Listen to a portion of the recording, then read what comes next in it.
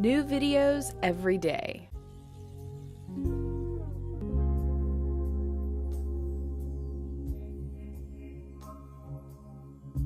Have you ever wanted to turn somebody into a quivering pile of pleasurable goo? Well, in this video, I will be showing you my top 3 tips. They're not tips, I call them dessert strokes, but these are just little moves that you can do when working on someone's face and neck that will just make them feel awesome. All right.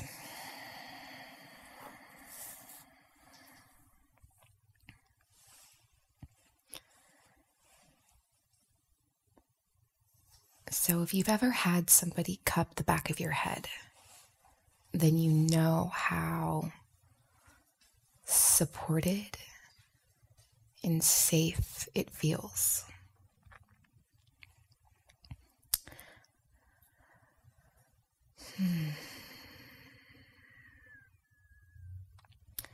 This is, and I know you guys can't see this right now, but this is called a cranial hold or a cranial cradle. I imagine you've seen Athena Jezic do craniosacral therapy. So this is just one of those moves. All right, so when you're in this position, take a deep breath.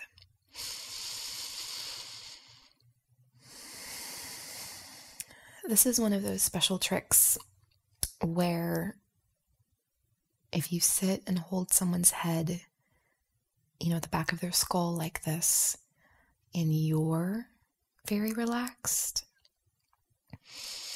and you're patient, and you know that, okay, if I sit here relaxed for about 5 minutes, then my friend is going to just dissolve. I mean, not actually dissolve, but there we go. You'll feel your partner's breath even and deepen. It's almost like a cat settling into your pile of clean laundry. They're gonna circle around a few times and kind of knead it down and then just settle in. And this is a really wonderful move to allow your partner to just settle in to the moment, to their body.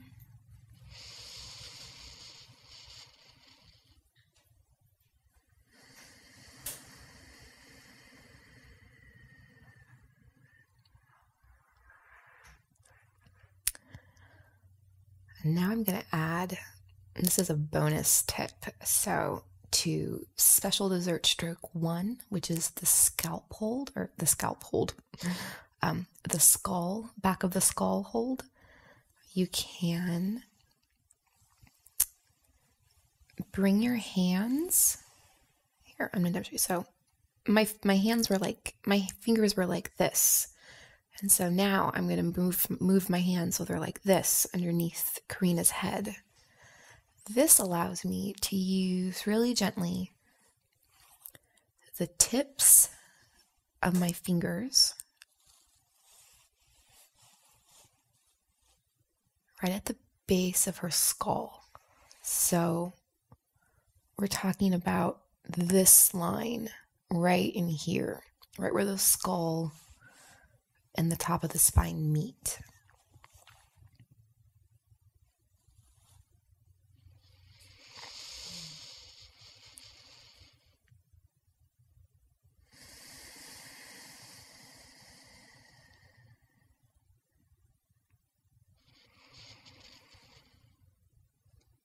So what I was doing just there, right when Karina took those last 2 breaths, is I was pressing one fingertip,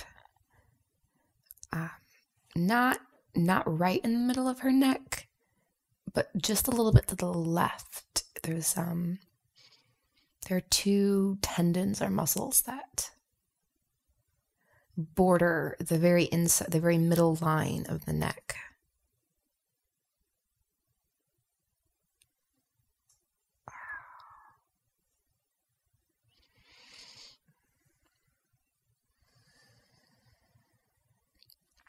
Because watching your partner, like paying a little bit of attention to how your partner's breathing,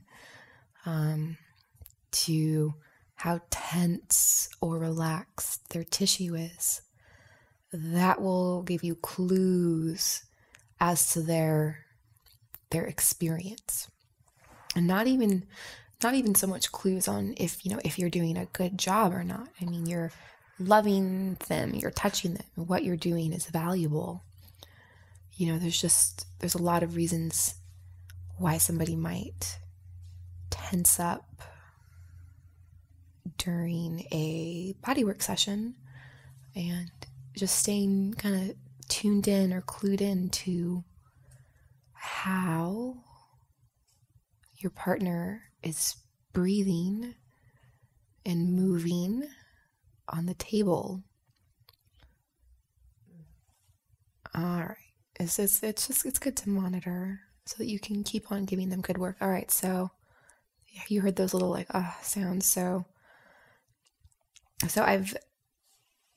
my hands have gone from like this to like this. And now I'm kind of like on either side of her skull. And so you saw me use my fingertips. Now I'm going to be using these 3 pads together. And just right along this whole area right here. So this is one of those juicy spots where if you can gently and evenly work into this area, so it will just feel so good. However, a caveat though is this area, I've probably spent just about as much time as I'm going to spend on it, because I don't want to bring Karina's neck to imbalance. I'm working with the back. I want to make sure that I spend equal time on the front of her neck. Although, if you are a beginner and you're not trained, I don't recommend touching the front of the neck at all. I mean, you can, and you'll probably be just fine. But there are 2 pretty serious contraindications. Obviously, don't ever touch the throat. And so like nothing in here, and then there is it's either a nerve or a blood vessel or both. I think it's the cardioid artery that runs right here. And so if you use too much pressure on the sides of the neck, you could hurt somebody and damage their circulation. So yeah, if I was ever to get really therapeutic neck work done, I would go to a specialist, because it takes a lot of skill to safely unlock therapeutically the neck compartment. So what I'm doing right now is just some really gentle, light effleurage, and I'm not trying to release scalenes. The scalenes are some of these tinier muscles up in here, which if you don't know what you're doing, you could, kind of jack somebody's neck. And personally, I hope that everybody I touch walks away from me better and safer. All right, so this is going to take us to our second dessert stroke. And this one really is a stroke. So you just kind of slip your hands underneath their shoulders, close to the neck, like so. You can probably feel like a little knot right up in here. So what I'm going to do is, again, I'm working with the pads of my fingers. I can kind of do a little bit of thumb stuff right here. I'm going to lift a little with my fingertips. And so the whole goal is to stroke in a straight line from the tops of the shoulders, over the neck, down the skull. And I actually take it all the way. You guys can't see, but I take it all the way out, down someone's hair if it's accessible. And so just do this a few times.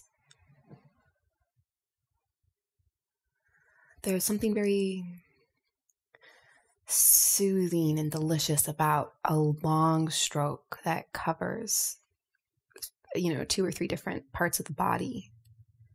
I like to think like I'm helping her body remember that it's all connected. So hello, shoulders. Remember your friend, the neck over here. Hello, skull.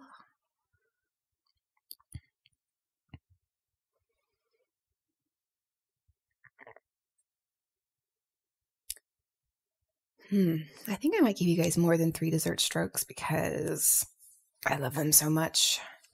Because like there's you could give I could be giving Karina a massage to help her back or her shoulders or whatever, but then there's also just the feel-good stuff, which I personally, I think there's a lot of therapeutic benefit to just bringing the body into a state of relaxation.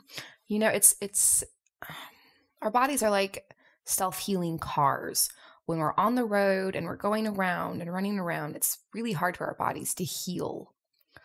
But when we take our cars to mechanic shops and they turn the engine off and they put it up on block so they can see what's going on, then the mechanics are able to fix it. Well, your body's own internal mechanics are able to create immense healing, all the healing you need. I think that being in a relaxed state is the equivalent of us putting our bodies up on blocks because it allows the healing wisdom. And I say healing wisdom like it's like, woo-woo, but no, whatever the blueprint is in your DNA, your body grew itself. If you give it what it needs, it has the blueprints and the wherewithal to repair and heal itself. It feels so good. All right. So now I'm going back and doing the scalp massage. This is the juiciest of all juicy massage dessert techniques. Personally, screw everything else. I could just lay here and have somebody really rub my head. And like the feet, the head is covered in nerve endings and acupuncture points. Another cool thing about your scalp is that your ears are on your scalp. I think I'll come back to the ears. I think that our heads show our level of tension. If the skull is tight and the tissue compressed, I think that's a sign of tension in other parts of the body.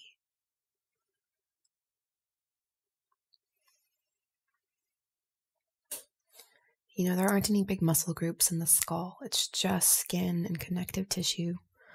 And those are going to be the first things pulled or kinked or shortened when a larger muscle group, shortens and kinks.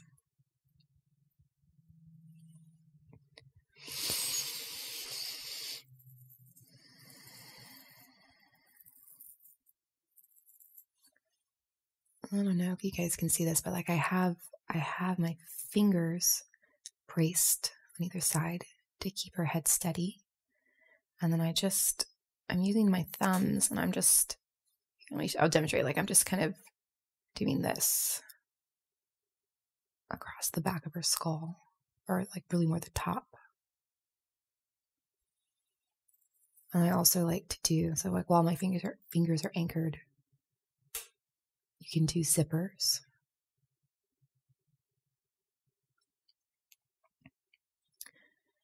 And you need to be aware of, what if someone has their hairstyle, this, you can't do quite this in-depth of work. You don't want to tangle somebody's hair. That's not very nice. But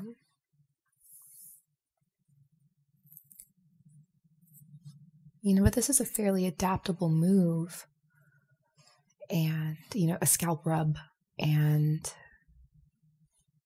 it's there aren't quite as many barriers as there might be to giving somebody a shoulder rub or a foot rub.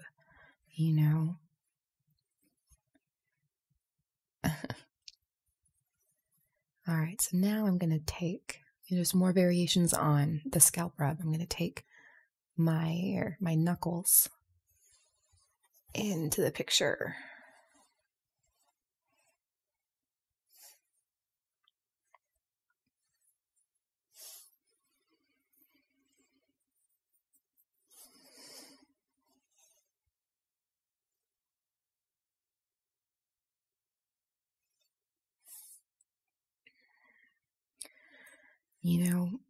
I think there is a distorted view of relaxation in our culture. I'm like, oh, reflexology. Relaxation is really good for you. And people are like, oh, yeah, blah, blah, blah. But really working's better. Really being more active is better. And, the thing is that there is, you can't separate rest and activity. They're two sides of the same coin. And so, in order to fully relax, we need to be fully active. And the flip side, in order to fully be active, in order to really bring our best creative work, our best doing work to the world, if there isn't a solid foundation of rest, then you are not performing at your highest potential.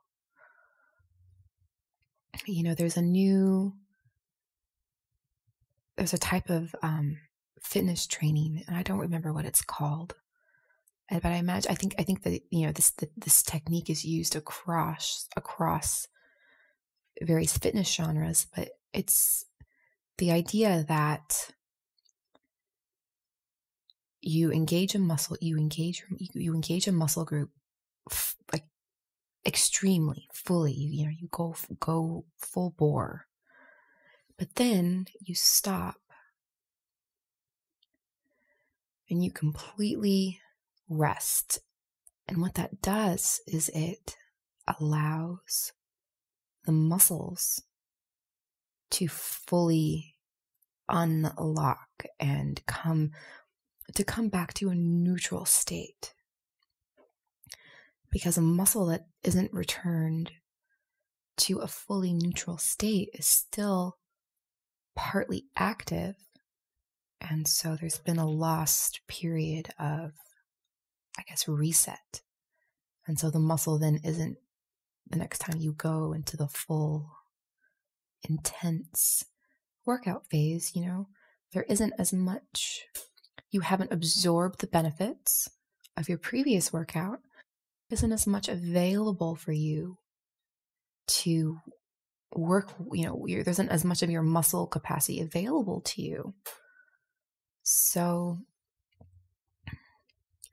if you want to do your best in the world, if you want to, bring your best work to your job, your school, your career, your family, whatever it is that, you're trying to do. I want to challenge whatever, your preconceptions. And I don't know what they are, but I still want to challenge them about rest and relaxation, and the idea that it's possible to be an active, productive, creative person without having adequate rest, without there being periods of downtime. I mean, creativity is a cycle, and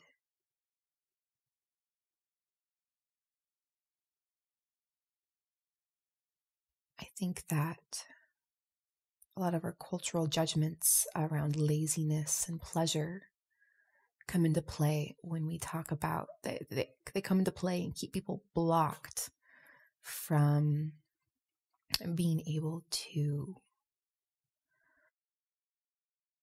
value of relaxation and then to access that value for themselves.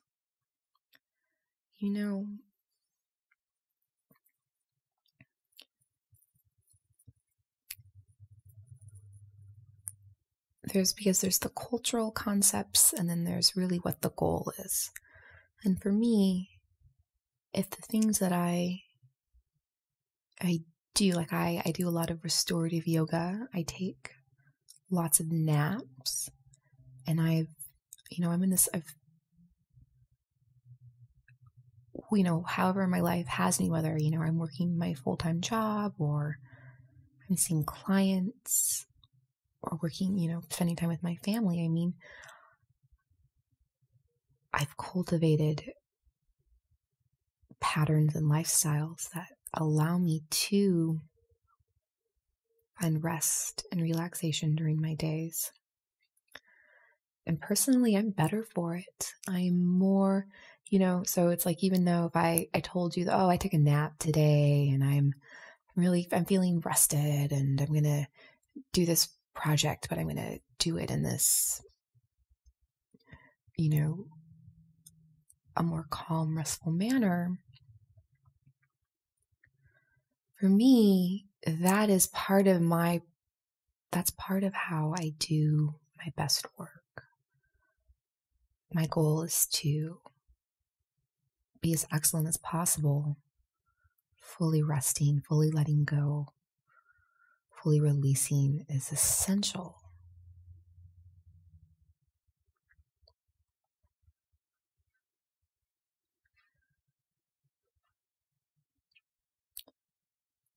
So I hope that you will experiment. Do you think that I'm right? Is resting an essential part of being able to perform at our peak? Or is resting just for weak, wimpy, woo-woo massage therapists?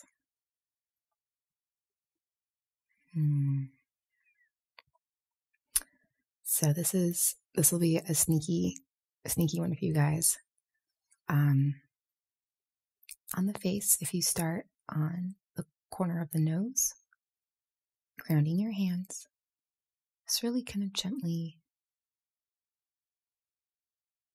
slide up the outside of the nose, carefully around the corners of the eyes, and then this lets you just scoop in to the eyebrow.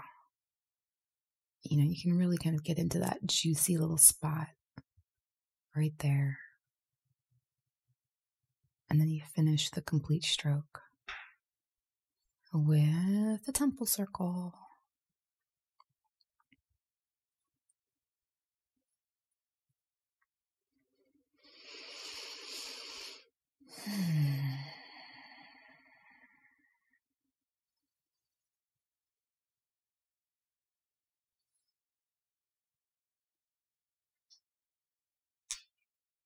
I hope that you enjoyed watching this video with me. I enjoyed giving this massage with Karina. And I hope that you'll consider the role of rest and relaxation in your life as far as furthering your own personal goals. All right, guys, like this video, subscribe to Psyche Truth for all of the latest and greatest content. If you like me, my website is sensibletoolbox.com. Come check it out. Thank you.